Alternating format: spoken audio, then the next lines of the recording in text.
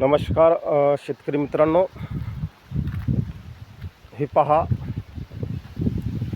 गोदा पट्ट्यातील ऊसाची शेती. सिंचन सुरू केलेले आहे. अद्याप पाणी नव्हते, त्यामुळे ऊसाची या पद्धतीने अवस्था झालेली आहे. तुम्ही पाहू शकता मित्रांनो, हे मंदिर आमच्या पूर्वजांची समाधी आहे.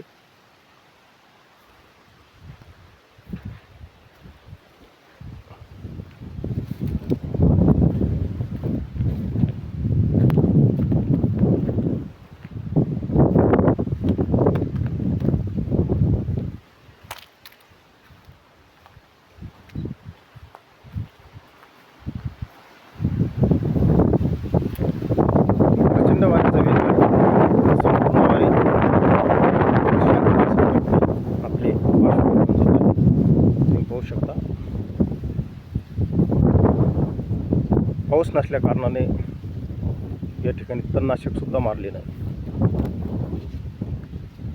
हा डिसेंबर 2025चा ऊस आहे.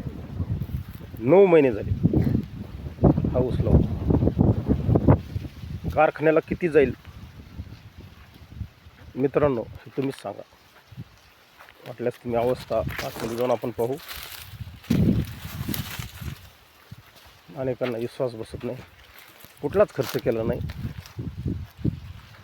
उलट ऊसावर जो लागवड आणि मेहनतीवर खर्च झाला, हा खूप मोठा खर्च आहे.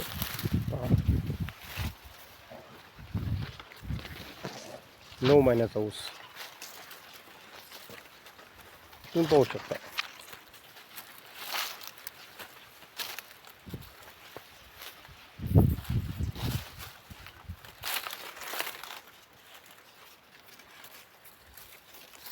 हा अल्निनो इफेक्ट आहे. थेट अल्निनोचा इफेक्ट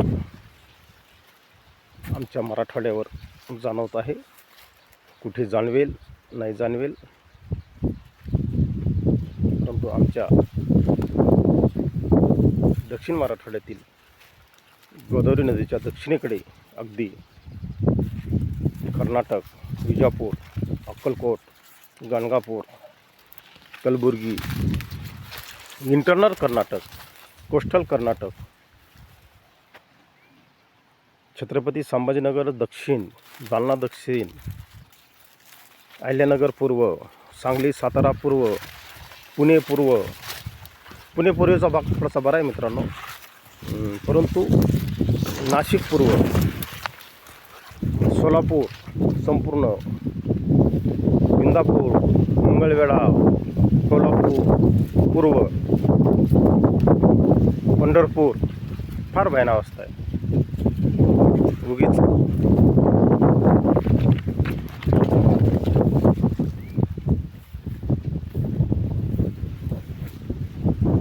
अंदाज आपण देत नाही. पाहू शकता तुम्ही. प्रचंड वाऱ्याचा वेग आहे. हे संपूर्ण वारे मित्रांनो दक्षिण चीन समुद्र जलाच आपण प्रशांत महासागरामध्ये तिथं जात आहेत. धन्यवाद. मी राजभाऊ उगले, राहणार पठळा, तालुका अंबड, जिल्हा जालना. पाहू शकता तुम्ही. दिस इज रिअल कंडिशन.